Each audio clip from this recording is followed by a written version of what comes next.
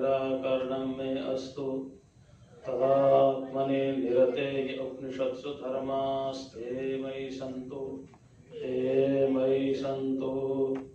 ओम शांति शांति शांतिः। शंकरं शंकराचार्यं केशवं बादरायणं सूत्रभाष्यकृतौ वन्दे भगवन्तौ पुनः पुनः। ईश्वरो गुरुरात्मेति मूर्तिभेदविभागिने व्योमवद्व्याप्तदेहाय दक्षिणामूर्तये नमः। ओम शांति शांति। आइए उपनिषद पर विचार करते हैं, मंत्र पढ़ते हैं। यदादित्यस्य रोहितं रूपं तेजसस्तद्रूपं यच्छुक्लं तदपां यत्कृष्णं तदन्यस्य अपागादादित्यात् आदित्यत्वं वाचारम्भणं विकारो नामधेयम् त्रीणि रूपाणीत्येव सत्यम् यच्चन्द्रमसो रोहितं रूपं तेजसस्तद्रूपं यच्छुक्लं तदपां यत्कृष्णं तदन्यस्य अपागात् चन्द्रात् चन्द्रत्वं वाचारम्भणं विकारो नामधेयम् त्रीणि रूपाणीत्येव सत्यम् यद्विद्युतो रोहितं रूपं तेजसस्तद्रूपं यच्छुक्लं तदपां यत्कृष्णं तदन्यस्य अपागात् विद्युतो विद्युत्वं वाचारम्भणं विकारो नामधेयम् त्रीणि रूपाणीत्येव सत्यम्। अब इन तीनों मंत्रों में एक तो आदित्य है, एक चंद्रमा है और एक विद्युत है, ठीक है ना। तो इन आदित्य में, चंद्रमा में और विद्युत में जो लाल वर्ण है वो तेज का है, अग्नि का है। इन तीनों में जो शुक्ल वर्ण है वो जल का है, और इन तीनों में जो कृष्ण वर्ण है वो कृष्ण का तो वासुदेव कृष्णम नहीं लिखना है ना। कहीं कहने लग जाओ भाई वासुदेव कृष्णम, है ना। अब इन तीनों में, इन तीनों वर्णों के अपने अपने सूक्ष्म भूत में मिल जाने के बाद आदित्य आदित्य नहीं रहता, चंद्रमा चंद्रमा नहीं रहता और विद्युत विद्युत नहीं रहता।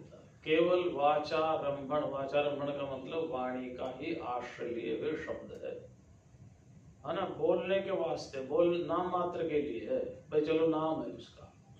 तो बहुत सी ऐसी चीजें है ना जो वस्तु है नहीं लेकिन नाम है ना। तो केवल नाम रह जाता। क्यों? क्योंकि इनका जो भौतिक रूप है वो सूक्ष्म रूप में चला जाता है, इसलिए भौतिक रूप हमें दिखाई नहीं देता। तो न सूर्य रहता है, न चंद्रमा रहता है, न विद्युत रहता है। ये तीन रूप ही सत्य हैं। कौन कौन से? तेज यानी लाल रूप, रोहित रूप, शुक्ल और कृष्ण। अपने अपने में तीनों सत्य हैं। इन तीनों को मिलकर के त्रिवृत करने से जो बना था, जब ये तीनों वहां से हट गए तो वो नहीं रहा। मिट्टी से घड़ा बना था, घड़े से मिट्टी निकाल ली तो घड़ा नहीं रहा। इन तीनों के मिश्रण से मिलकर के वो सूर्य बना था, चंद्रमा बना था, विद्युत बना था। लेकिन ये तीनों वहां से निकाले तो तीनों नहीं रहे, केवल वाणी का सहारा लिए हुए शब्द मात्र है, आश्रय लिए हुए बोलने के लिए है, बाकी है नहीं। नहीं, प्रलय अवस्था भी नहीं है। प्रलय तो कारण शरीर में जाएंगे तब प्रलय होता है। अब तो सूक्ष्म शरीर में विलय हुआ है। सूक्ष्म शरीर से जब कारण शरीर में जाएंगे, ये तो केवल समझाने के लिए सूक्ष्म शरीर तक, सूक्ष्म भूत तक और सूक्ष्म प्रपंच तक, है ना, वहां तक आपको ले जा रहे हैं समझाने के लिए। प्रलय अवस्था आएगी तो सारे स्थूल और सूक्ष्म अपने कारण में लिए होंगे, है ना। जैसे हम रोज सुषुप्ति में जाते हैं, हाँ, जैसे हम रोज सुषुप्ति में जाते हैं। आप तो सुषुप्ति में रोज जाते हैं, लेकिन फिर भी नहीं अनुभव होता कि जगत मिथ्या है। सोते हुए को पता चलता है जगत है या नहीं है, लेकिन यही तो एक विशेषता है, जागने पर वही संस्कार, वही विचार, ये ईश्वर की कृपा है, समझो उन्होंने बना रखा है। हाँ, नहीं तो फिर मुश्किल हो जाए। चलिए भाष्य पढ़े, तो तीनों का समझ में आ गए ना। भाष्य पढ़ते हैं। यदादित्यस्य यच्चंद्रमसो यद्विद्युत इति आदि समानम। जैसे पिछले मंत्रों में अग्नि के लिए कहा था ना, ऐसे इन मंत्रों में आदित्य, चंद्रमा और विद्युत के लिए कहा बराबर है। न तो ननु यथा तो खलु सौम्यम्यः सौम्य इमः तिस्रो देवता त्रिवृत एकैका भवति तन्मे बीजानि हि इति उक्त्वा तेज एव चतुर्भिरप्युदाहरणैः अग्न्यादिभिः त्रिवृत्तकरणं दर्शितं नावण्णयोरुदाहरणं दर्शितं त्रिवृत्तकरणैः। कहते हैं कि ये तो कहा तो ये गया था कि जो त्रिवृत्तकरण है इनको आप मेरे से जानो, कहा तो ये गया था, लेकिन यहाँ तो केवल एक तेज का ही उदाहरण दिया है, जल का और अन्न का तो उदाहरण दिया ही नहीं है। फिर कैसे केवल तेज को समझने से ये सब समझ में आएगा, कैसे आएगा ये? तो इमा तिस्रो देवता त्रिवृत एकैका भवति, ये तीनों देवता ये त्रिवृत करके एक एक के त्रिवृत हो जाते हैं। तन्मे बीजानि ही, वो आप मुझसे समझो, ये आपने कहा था। लेकिन इत्युक्त्वा मैंने ऐसा कह करके तेज से एवं चतुर्भिर अपि उदाहरण नहीं, चार उदाहरण तेज के दे दिए। अग्नि, आदित्य, चंद्रमा और विद्युत, है ना। आपने तेज के सारे उदाहरण दे दिए। अग्न्यादि भी त्रिवृत्तकरणं दर्शितम, अग्न्यादि की त्रिवृत्तकरण, अग्न्यादि का मतलब अग्नि, आदित्य, चंद्रमा और विद्युत, इनका त्रिवृत्तकरण आपने दिखाया। न अप अन्न संधि विच्छेद होकर के नाबन्न हो गया, पै हलंत था, पै को भय हो गया, संस्कृत के व्याकरण के नियम है, वो सब अभी व्याख्या की जरूरत है नहीं, है ना। नाबन्न, न अप अन्न, नाबन्न हो गया, समझ गए।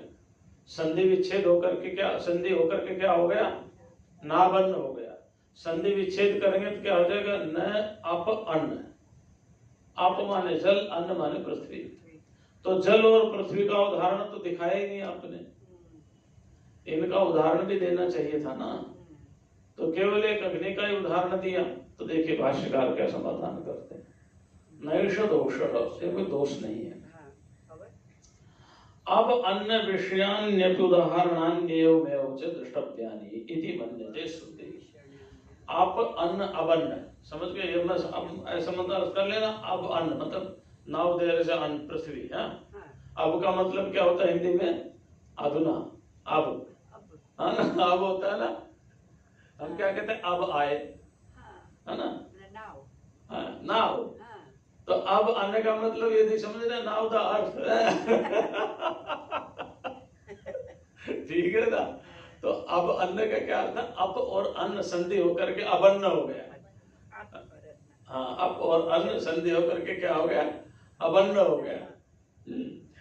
तो अप अन्न विषयानि अपि उदाहरणानि एवमेव च द्रष्टव्यानि इति। जल के और पृथ्वी के उदाहरण भी इसी तरह से समझने चाहिए। जैसे तेज का उदाहरण है, वैसा ही जल और पृथ्वी के उदाहरण भी इसी तरह से समझने चाहिए, ऐसा श्रुति मानती है। तेजस उदाहरणम उपलक्षणार्थम, तेज का उदाहरण तो उपलक्षणार्थ है, केवल समझाने के लिए है ना। किसके लिए है?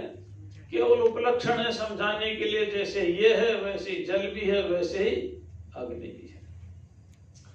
क्यों समझाने के लिए है? तो उसमें हेतु दिया है। क्यों है? रूपत्वात्, एक तो वो रूपवान है, मतलब दिखाई दे रहा है, और स्पष्टार्थत्वात्, और एक स्पष्ट है, मतलब रूपवान भी है और स्पष्टार्थता भी उसमें है। इसके कारण उसमें तेज को ही ग्रहण किया गया।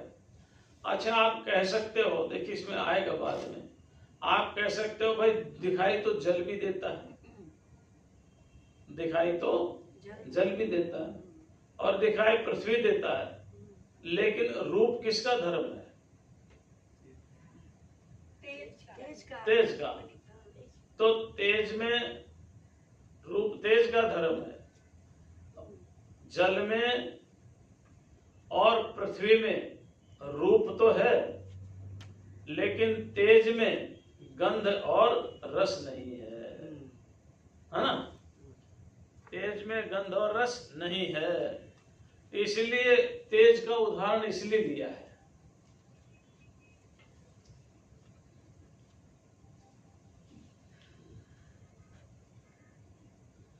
गंध रसयो अनुदाहरणम त्रयाणाम असंभवम, ठीक है ना, क्योंकि तीनों में गंध और रस का होना असंभव है, इसलिए तेज को उदाहरण के रूप में रखा है।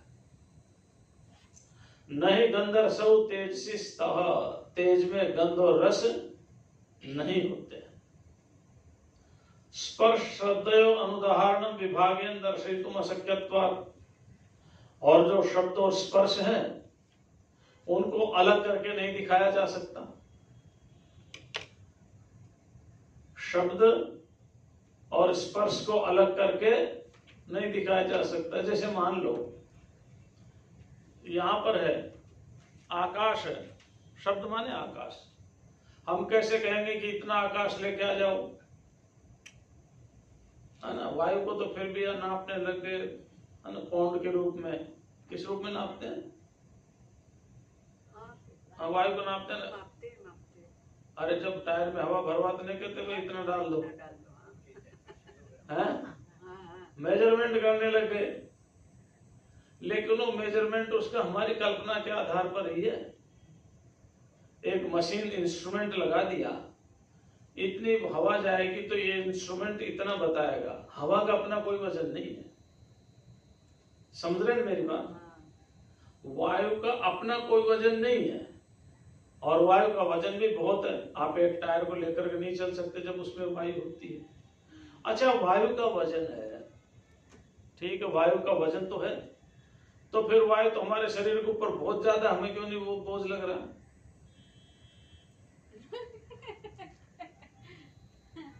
नहीं लगना चाहिए ना। खैर इसका भी एक रीजन है, तो उसकी बात में करेंगे। अभी कर लीजिए ना, मारी वही टॉपिक चल रहा है। नहीं अध्यात्म का टॉपिक नहीं, साइंस का टॉपिक है।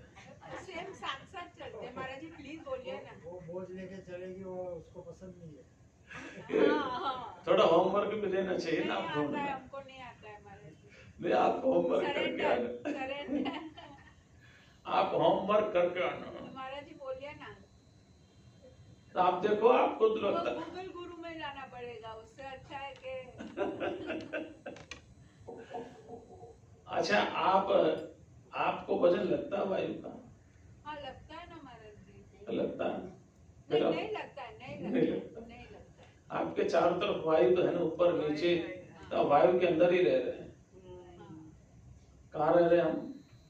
वायु के अंदर ही रह रहे हैं। जैसे आप ट्रेन के अंदर रहते हैं ना, ट्रेन तो चलती है, लेकिन आप ट्रेन की विपरीत दिशा में चले तो भी हाँ, फील होता है।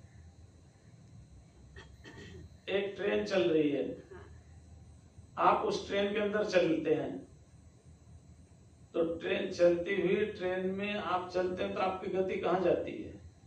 वही रहती है, क्योंकि आप ट्रेन के अंदर ही घूम रहे हैं, है ना? उतनी रहती है। तो गतिमान ट्रेन के साथ आप बैठे बैठे भी चल रहे हैं, नहीं चल रहे हैं? चल रहे। तो गतिमान ट्रेन के साथ आप ट्रेन में वॉक करते हुए भी वॉक कहीं नहीं कर रहे, है ना? कहीं नहीं कर रहे, क्योंकि उसी के साथ चल रहे हैं आप। तो जैसे एक पृथ्वी घूम रही है, तो हम भी घूम रहे हैं या नहीं घूम रहे? घूम रहे हैं। फिर क्यों नहीं कभी उल्टी से उल्टा पलटा क्यों नहीं हो जाता? नहीं होता। नहीं, क्योंकि पृथ्वी घूम रही ना, हम इसके साथ ही घूम रहे हैं। अरे हमारी पूरी पृथ्वी घूम रही तो हमारा मकान भी तो घूम रहा है ना, इसलिए दिशाएं मकान की इधर से उधर नहीं होती। हाँ, ऐसे पृथ्वी ऐसे घूम रही है, हाँ, तो पूरी पृथ्वी घूम रही है, इसलिए मकान इधर से उधर कभी नहीं होते कि भाई आज पूर्व की तरफ कल पश्चिम की तरफ हो जाएगा। उनके साथ घूम रहे हैं। पूरी घूम रही है, पूरी पृथ्वी घूम रही है। हाँ, तो ऐसा ही है ये। चलिए, हाँ, शब्द स्पर्श का उदाहरण इसलिए नहीं दिया कि उनको अलग से करके कोई दिखाया नहीं जा सकता। यदि सर्वम जगत त्रिवृत कृतम यदि अग्नि आदि वत् त्रीणि रूपाणि इति एव सत्यम अग्नि अग्नित्वं वत् अपागा जगतो जगत्वम। अच्छा देखो, एक बहुत सुंदर बात कही, आप इसका भाव समझ लो, शब्द के बाद में बोल देंगे। कहते हैं यदि ये त्रिवृत करण से हमारी ये बात समझ में आ गई कि अग्नि आदि के जैसे जैसे त्रिवृत करण से अग्नि दिखाई दी, अपने अपने मूल में चले गए, तो अग्नि का अग्नित्व समाप्त हो गया। तो संसार भी तो त्रिवृत करण ही है, तो इससे तो संसार का संसारत्व भी खत्म हो जाएगा। हाँ, तो हो जाएगा ना, क्या दिक्कत है? जब स्थूल भूत अपने सूक्ष्म रूप में चले जाएंगे तो स्थूलता खत्म ही हो जाएगी ना, है ना? तो संसार भी समाप्त हो जाएगा। जब हो जाएगा हो जाएगा, जब अपने अपने कारण में चले जाएंगे तो हो ही जाएगा। यदि सर्वम, यदि सभी जगत त्रिवृत कृतम, ये सारा जगत ही त्रिवृत कृत है ना? जैसे अग्नि सूर्य विद्युत चंद्रमा त्रिवृत कृत है, ऐसे ही सारा जगत ही त्रिवृत कृत है। त्रिवृत कृत सारा जगत का मतलब है भौतिक। क्या मतलब हुआ? एक है भूत, एक है भौतिक। एक है भूत और एक है भौतिक, मतलब उन भूत पदार्थों से बनी हुई चीजें भौतिक हो गई। जैसे सूर्य भौतिक है, चंद्रमा भौतिक है, पुस्तक भौतिक है, ये भौतिक है, ये भौतिक, हमारा देह भी भौतिक है ना? तो भौतिक जगत किससे बना? त्रिवृत करण से। किससे बना है? तो कहते हैं इसी तरह जगत भी ये त्रिवृत करण से बना है। अगर आप त्रिवृत करण नहीं समझते तो पंचीकरण समझ लो, एक ही बात है ना? जब ये तीनों अपने अपने में चले जाएंगे तो ये त्रिवृत करण के द्वारा, यानी भौतिक जगत, भूतों से बना हुआ जगत भी तो नहीं रहेगा ना, नहीं रहेगा। वो ये बात समझा रहे हैं।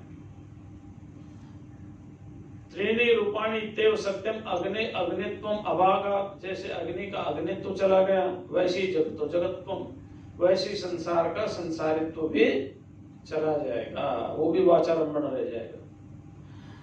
तथा अन्यस्य, देखिए अब ये संधि है, अन्यस्य अपि अपशृंगत्वात्, समझ गए?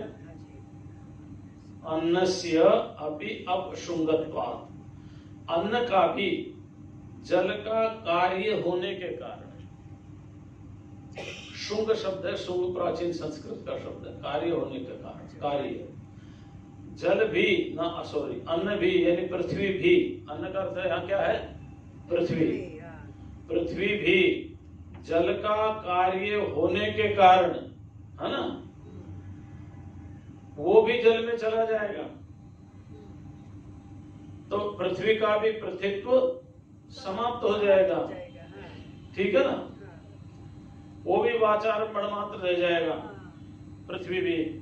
तथा अपाम अपि तेज शुंगत्वात्, जल तेज का कार्य है, कार्य अपने कारण में विलीन होता है। तो जल भी जब तेज में विलीन हो जाएगा तो जल का जलत्व भी समाप्त हो जाएगा, उसका भी वाचारंभण रह जाएगा। तेजसो भी सच्छुंगत्वात्, सच्छुंगत्वात् का हिंदी वो संधि क्या होगी? अच्छा बताओ, सच्छुंगत्व की संधि कर दोगे? क्या है महाराज जी? पढ़ो तो किताब में क्या है, किताब हाथ में ले रखी है और लघु सिद्धांत कौमुदी पढ़िए तो इतना तो संधि तोड़ ही सकते हो। अरे महाराज जी माइक पे तो मत बोलिए आप। अच्छा चलो ठीक है, माइक पर मैं बोल दे। चलो मैं बता देता हूँ। सतशृंगत्वात् क्या होगा? वो तो मैं इनके लिए बोला था, इन्होंने वो पढ़ रखा ना लघु सिद्धांत कौमुदी। सतशृंगत्वात् 576 पेज 576 वाचारंभणम सत इत्येव सत्यम इति एषो अर्थो विवक्षतः। वो भी सत का कार्य होने के कारण वो भी अपने सत में विलीन हो जाएगा। शुंग शुंग च का त है। हाँ सत और छ का श है। हाँ और श्रृंगत्वात् का त है। हाँ हुआ ना? हाँ हुआ ना संधि में? छ को त है और श को छ हो गया। छ का हाँ तो श है। श को छ हो गया। चलो इनके लिए पूछा था वो, सभी के लिए नहीं। सत छुंगत्वात् वो भी सत का कार्य है, इसलिए वो भी अपने कारण में लीन हो गया, है ना। तो फिर क्या बचा? सत इति एव सत्यम, जो सत है वही सत्य है, ये इसका अर्थ प्रकट हुआ। आई बात समझ में आ गई ना? यानी अपने अपने कारण में लीन होते हुए सब चले गए,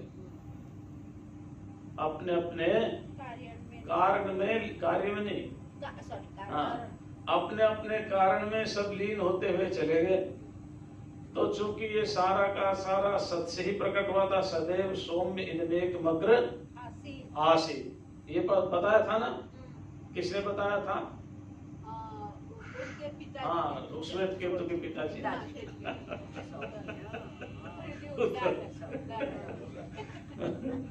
श्वेत केतु के पिताजी ने, है ना? सदैव सौम्य इनमेक मग्र आसी। तो सबसे पहले सत ही था। तो ये सत ही सबसे पहले कैसे था? उसी के लिए तो प्रतिज्ञा की थी, आओ तुम्हें मैं समझाता हूँ। यही कहा था ना, दूसरे खंड में यही है, यही कहा था ना।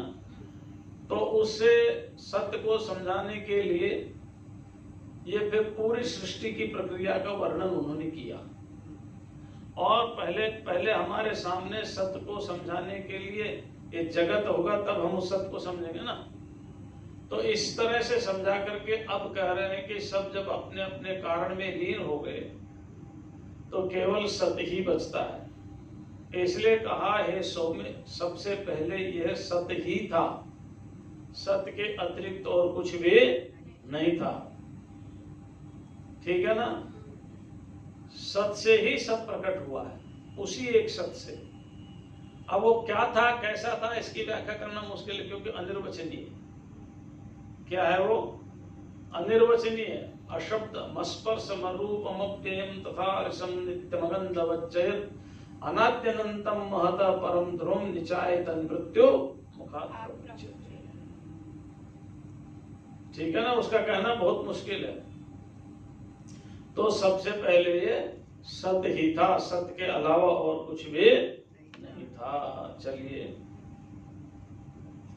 ननु वायु अंतरिक्षे तु अत्रिवृत्त कृते तेज प्रकृतिषु अनंतर्भूत भूतत्वात् अवशिष्यते। देखो, वायु और अंतरिक्ष माने आकाश, अंतरिक्ष माने आकाश। वायु और आकाश का तो त्रिवृत्त कर्ण बताया नहीं, इस त्रिवृत्त कर्ण में उनको तो शामिल किया नहीं। वायु और आकाश को नहीं किया ना त्रिवृत्त करण में, नहीं तो पंचीकरण हो जाता। हाँ, हाँ। तो इन तीनों को तो शामिल किया नहीं, इसलिए ये अत्रिवृत्त कृत रह गए। और अत्रिवृत्त कृत रहने के कारण इनका कहीं वर्णन नहीं है। क्यों नहीं है? सूक्ष्म होने के कारण। ये तो अत्रिवृत्त कृति रह जाते हैं ना। तेज प्रभृतिषु, तेज प्रभृति माने आदि, प्रभृति माने आदि, यानी तेज जल और अग्नि में अंतर्भूतत्वात्, उनके अंतर्भूत न होने से, अंतर्भूत न अंतर्भूत अनंतर्भूत, समझ गए? अंतर्भूत न अंतर्भूत अनंतर्भूत, हाँ। उनके अंतर्भूत न होने से तो अवशिष्यते, ये दोनों रह ही गए, रह गए ना। हाँ। इसी तरह से गंध रस शब्द स्पर्शाष्ट अवशिष्टा, गंध रस शब्द और स्पर्श भी रह गए, केवल रूप की ही बात हुई वहां, तो ये भी रह गए। यानी वायु और अंतरिक्ष भी, आकाश भी रह गया और ये भी रह गया, गंध शब्द स्पर्श, ये भी रह गए। इति कथम सदा विज्ञातेन सर्वम अन्यत अविज्ञातम विज्ञातम भवेत्। फिर आपने प्रतिज्ञा कैसे की कि एक शब्द के जान लेने पर जो भी जितना भी अविज्ञात है वो विज्ञात हो जाता है। भाई शब्द वायु और अंतरिक्ष अविज्ञात रह गया, आकाश और शब्द स्पर्श गंध और रस और गंध, ये चारों भी नहीं, चारों का ज्ञान भी नहीं हुआ। जब ये इनका बोध नहीं हुआ तो आप कैसे कह सकते हैं कि एक के जान लेने पर सब कुछ जाना जाता है? प्रतिज्ञा तो यही थी ना कि एक के जान लेने पर सब कुछ जाना जाता है। तो त्रिवृत्त करण में वायु और आकाश को नहीं लिया तो वो बच गए, और शब्द स्पर्श रस और गंध को नहीं लिया तो ये भी बच गए। तो ये तो अवशेष रह गए, फिर इनका तो ज्ञान हुआ ही नहीं। जब इनका ज्ञान नहीं हुआ तो ये कैसे कहा जा सकता है कि एक के जानने से सब कुछ जान लिया जाता है? आगे समझ में? हाँ, बस समझना ही है और कुछ नहीं करना, इसको रटना नहीं है, समझना ही है। तद विज्ञाने व प्रकारांतरम वाच्यम, अथवा उनका ज्ञान किसी दूसरे प्रकार से होता होगा तो वो बताएंगे, ठीक है ना। कहते नैष दोष, भाई इसमें कोई दोष नहीं। क्यों?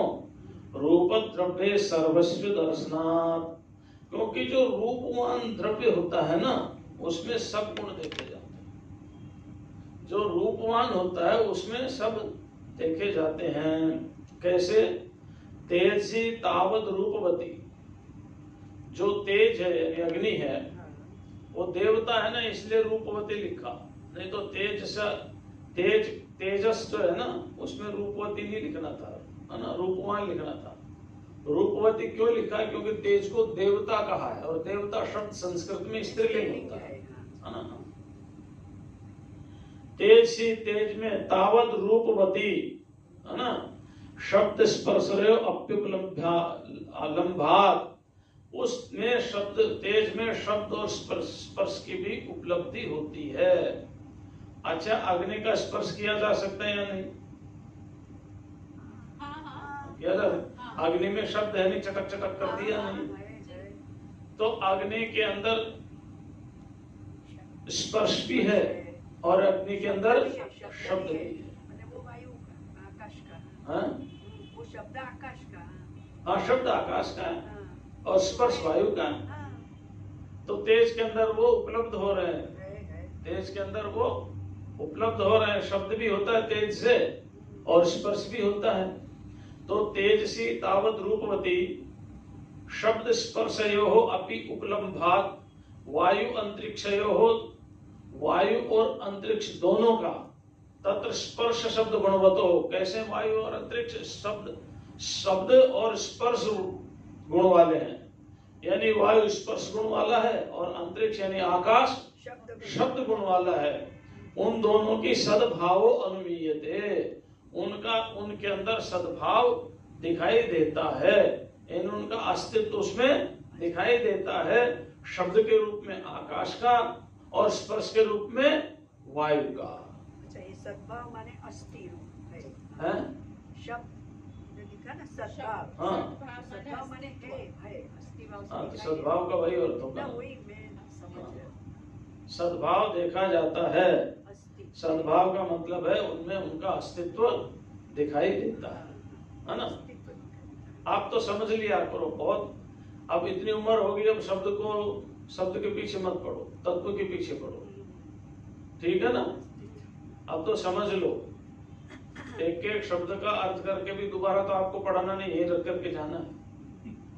दूसरे दिन आकर के उस पन्ने को खोलना नहीं, आगे ही खोलना है, हाँ?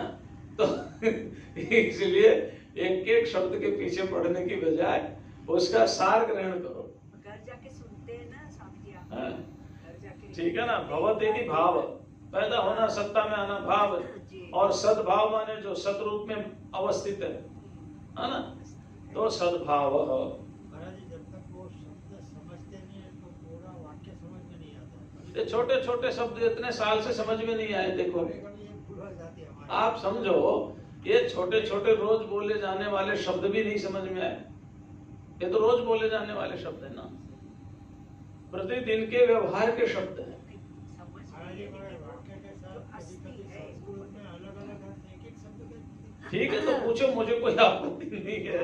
मैं कितना भी पूछो, जितना पूछ सको पूछो, मुझे कोई दिमाग को रट के तो आया नहीं। जितना आप पूछोगे बताएंगे, है ना। हाँ। चलिए, तथा अब अन्य हो रूपवतो, अब और रूपवत शब्द है ना, त हलंत है, इसलिए द्विवचन में रूपवतो हुआ है ना, ठीक है ना। हाँ। इसी प्रकार से अब अन्यो हो, जल और पृथ्वी का भी जो रूपवतः रस गंधांतर भाव इति, रूपवतः षष्ठी विभक्ति है कुछ। रूपवान में के अंदर रस का और गंध का भी अंतर्भाव होता है। रूपवान कौन है? कौन है रूपवान? तेज। उसके अंदर जल का और पृथ्वी का, यानी गंध का और रस का, रस और गंध का भी अंतर्भाव है। रूपवतां त्रयाणाम तेजो अबन्नानाम त्रिवृत्तकरण प्रदर्शनेन सर्वं तदंतर्भूतम सद्विकारत्वात् त्रीण्येव रूपाणि विज्ञातम मन्यते श्रुति। इस प्रकार से तेज,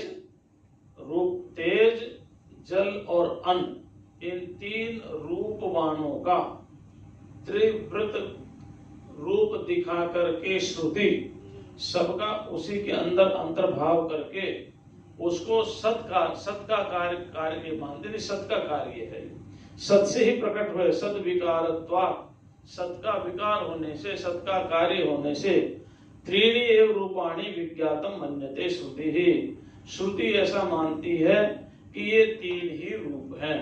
ठीक है ना। महाराज जी, गंध का रूप तो नहीं होता है? गंध तो खाली दे सकते। नहीं, गंध का रूप नहीं होता, इसीलिए तीन रूप दिए ना। पृथ्वी में दिखाई देता है, पृथ्वी दिखाई देती है, जल दिखाई देता है, तेज दिखाई देती है, तीन इसीलिए कहा है। ये जो तीन कहा है, ये तीन इसीलिए कहा कि ये तीनों दिखाई देते हैं। प्रत्यक्ष हो सकता है, ये तीनों दिखाई देते हैं। वो दिखाई नहीं देते इसलिए उनको नहीं बोला, बाकी वो भी इसमें शामिल है। हाँ, वो भी इसमें है, इसलिए यहाँ पर तीन दिखाई दिया कि उनके अंदर सारा का सारा सत का कार्य आ जाता है। इसलिए कहा जाता है कि ये तीन रूप ही सत है। क्या कहा? क्योंकि वो हमें दिखाई दे रहे हैं, इसलिए। रूपाणि विज्ञातम मन्यते श्रुति ही, नहीं मूर्तम रूप द्रव्यम प्रत्याख्याय, जो वस्तु हमें दिखाई दे रही है उसको छोड़ करके, प्रत्याख्याय माने उसको खंडन करके, है ना, छोड़ करके। वायु आकाशयो हो, वायु और आकाश, तद गुणयो हो, और उनका गुण, कौन सा गुण है? शब्द और स्पर्श। वह ग्रहणम अस्ति न, इधर आया है, उनका ग्रहण नहीं किया है। ठीक है ना। क्यों नहीं ग्रहण किया वायु और आकाश का?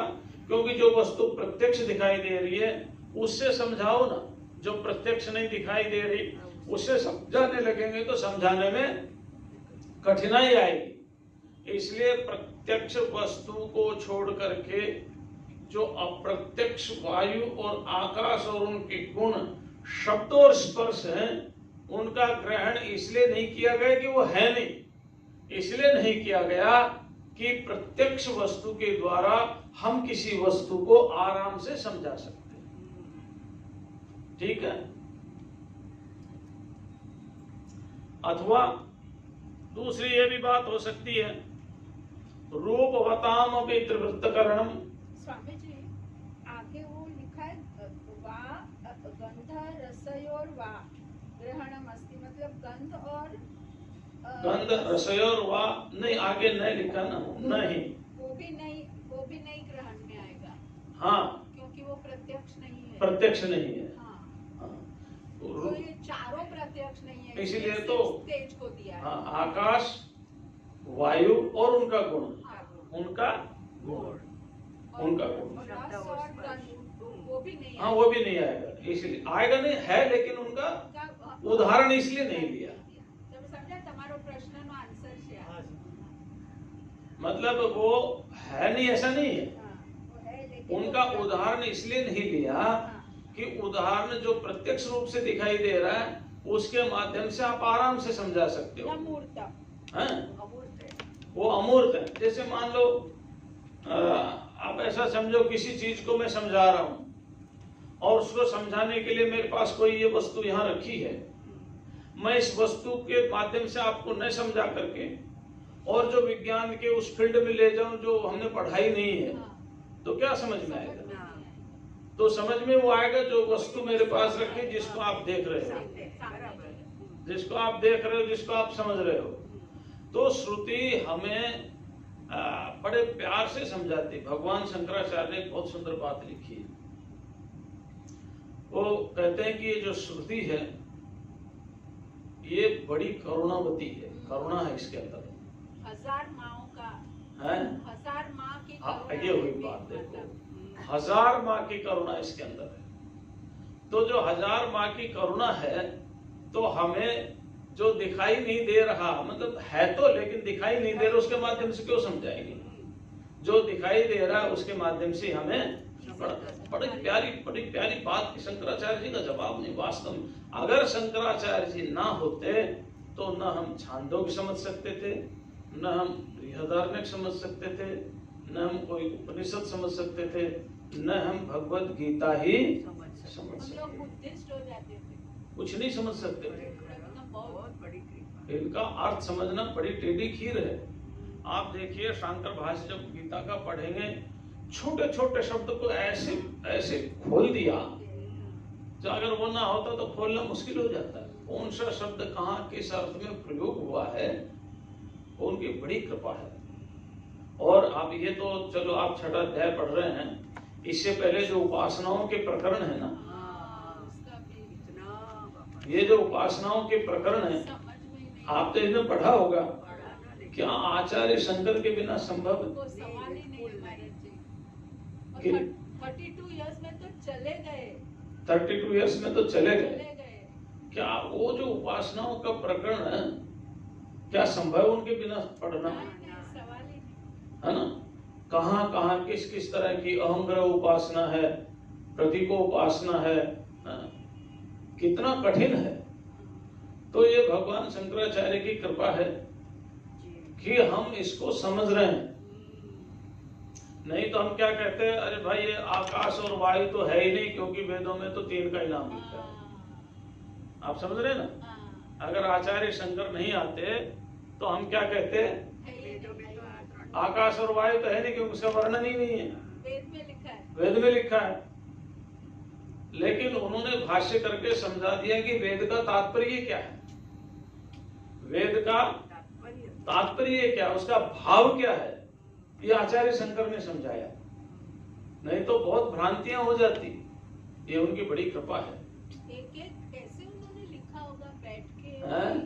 एक बैठ के एक उसका उन्होंने। हाँ, और कितना विचार आया होगा, क्या क्या पूर्व पक्ष और उत्तर पक्ष को सोचा होगा। छोटा बच्चा 16 साल का। हाँ, अब हम तो उनको भगवान मानते ना, है ना। हम क्या कहते हैं, शंकर साक्षात, है ना। शंकर साक्षात, शंकर तो साक्षात शंकर है, हम तो भगवान मानते हैं। जी जी। हाँ, तो इसलिए उनके द्वारा ये संभव हो सका। श्रुति स्मृति पुराणानाम आलयम, करुणालय, और आलयम भी कैसे हैं, करुणालयम। देखिए, श्रुति स्मृति पुराणाम आलयम, और केवल आलय नहीं, करुणालय। नमामि भगवत पादम शंकरम लोक शंकर, वो शंकर ही लोक में शंकराचार्य होकर के आए। तो उनकी कृपा है कि हम इन रहस्यों को समझ रहे हैं। और महाराज जी, आप लोगों ने पढ़ाई कितनी की हाँ, होगी और हमको तब किया, समझा रहे हैं आप। तब पढ़ाई। अब एक बात बताएं आपको, ये भी भगवान शंकराचार्य जी की कृपा है। इतने तब आपके होंगे स्वामी जी, ऐसे घर भी छोड़ना, आपको बाप बैठ रे। के सुन ये भी उनकी कृपा है। आपने इतना पढ़ाई किया, आपको कैसे समझ में आया ये पढ़ाई ने फटाफट? બધું છોડીને ઘર બહાર કઈ નહીં આપ ये भी और हम लोग भी कुछ भी पूछते रहते हैं आप आपको, और पूछिए। आप जवाब देते हैं शांति कुछ भी से। पूछे, आपकी पूरी छुट्टी है, कुछ भी पूछिए। वो तो सद्भाव के लिए इसलिए बोलते हैं, रोज प्रयोग करते हैं, है ना। हाँ, महाराज जी 3 साल की उम्र में मगर ने पकड़ा और उसको छुड़ाया। छुड़ाया है। कहाँ से नरेंद्र मोदी ने भी पकड़ो तो मतलब आप देखिए, मगरमच्छ। हम तो शंकराचार्य जी के इतने ऋणी हैं जिसकी कोई कल्पना नहीं कर सकता। नरेंद्र मोदी हाँ। चलिए, अब एक पैराग्राफ और पढ़ लेते हैं, फिर कल पढ़ाएंगे, है ना। अथवा रूपवताम अपि त्रिवृत करणम प्रदर्शनार्थम एवं मन्यते श्रुति। अब ये देखिए बहुत सुंदर वाक्य है, इनको गहराई से विचार करो ना, बड़ा आनंद आता है। कहते हैं ये रूप वालों का जो त्रिवृतकरण बताया है श्रुति ने, ये तो प्रदर्शन मात्र के लिए, प्रदर्शन मात्र के माने केवल समझाने के लिए। प्रदर्शन का अर्थ यहाँ क्या है, समझाने दिखाना। दर्शन माने दिखाना, और प्र माने प्रकृष्ट रूप से, अच्छे प्रकार से दिखाना, प्रदर्शन हो गया। तो प्रदर्शन माने समझाना। वास्तव में तो ये त्रिवृतकरण को भी श्रुति केवल समझाने के लिए रखा है, तो पंचीकरण ही है ना, है तो पंचीकरण ही, लेकिन इसके माध्यम से समझाया जाता है, क्योंकि हमको हम देख रहे हैं। प्रत्यक्ष कर। तो अथवा इन रूपवान पदार्थों को, त्रिवृतकरण को प्रदर्शनार्थम एवं मन्यते श्रुति ही। ये जो त्रिवृतकरण किया है, इसको केवल प्रदर्शन के लिए। अब ये प्रदर्शन शब्द का अर्थ जो है ना, वो डेली यूज में लेते हैं, वो अर्थ नहीं है ना। यहाँ अर्थ क्या है, ज्ञान के लिए, समझाने के लिए। यथा तो त्रिवृत कृते त्रीणि रूपाणि इत्येव सत्यम, जैसे त्रिवृतकरण में 3 ही रूप सत्य हैं, तथा पंचीकरणे भी समानो न्यायः, ऐसे पंचीकरण में भी समान है। वहां क्या हो गए, 5 हो गए। वायु और आकाश आगे साथ नहीं, शब्द और स्पर्श, शब्द और स्पर्श। शब्द और स्पर्श। पंचीकरण में 5 हो गए और त्रिवृतकरण में 3 हो गए। आकाश का शब्द और वायु का स्पर्श। और पृथ्वी में 5 हैं, जल में 4 हैं, अग्नि में 3 हैं, वायु में 2 हैं, और आकाश में 1 है। आ गया ना समझ में? स्वामी जी एक बात पूछूं? पूछो ना। एक कारण अपने कार्य में कारण आता है, कार्य में हाँ कारण आता समझ है। गया। तो ये जो वायु उत्पन्न हुआ वो आकाश से उत्पन्न हाँ हुआ। हाँ तो आकाश में क्यों एक ही गुण, हाँ। 5 होना चाहिए? नहीं, कारण में कार्य में कारण नहीं गया ना। आकाश तो, वायु तो कार्य है ना, हाँ। इसलिए कार्य का गुण कारण में थोड़ी जाता है। नहीं, वो होगा इसलिए उससे उत्पन्न हुआ ना। जैसे मिट्टी में से घड़ा हुआ, वैसे आकाश में से वायु हुआ। तो वायु होगा आकाश में तो ही उत्पन्न हो सकता है ना। नहीं, ऐसा है, ये पंचीकरण होगा तो होगा, अपने आप जब तक तन मात्र में होगा ओके, तब नहीं होगा। हाँ। अगर पंचीकरण होगा तभी हो सकता, तभी होगा। अपंचीकृत पंच महाभूतों में नहीं, हाँ पृथ्वी में भी 5 नहीं है, समझ रहे हैं ना। बराबर ही। अपंचीकृत पंच महाभूत में पृथ्वी में भी एक ही गंध। गंध है। पृथ्वी का लक्षण क्या है? गंधवती पृथ्वी। पृथ्वी। तो अपंचीकृत पंच महाभूत अलग अलग हैं। हाँ, जब पंचीकृत हो जाएंगे तब तभी आ जाएंगे। हाँ, आगे समझ में? हाँ, जी। अपंचीकृत पंच महाभूतों की बात नहीं। पंचीकृत पंच महाभूतों में हाँ, पृथ्वी में 5 गुण हैं, जल में 4 गुण हैं, अग्नि में 3 गुण हैं, वायु में 2 गुण हैं और आकाश में और आप में सबसे अच्छा गुण है समय की प्रतिबद्धता। इसलिए अभी हम इस पैराग्राफ को कल पढ़ाएंगे। आज इतना ही।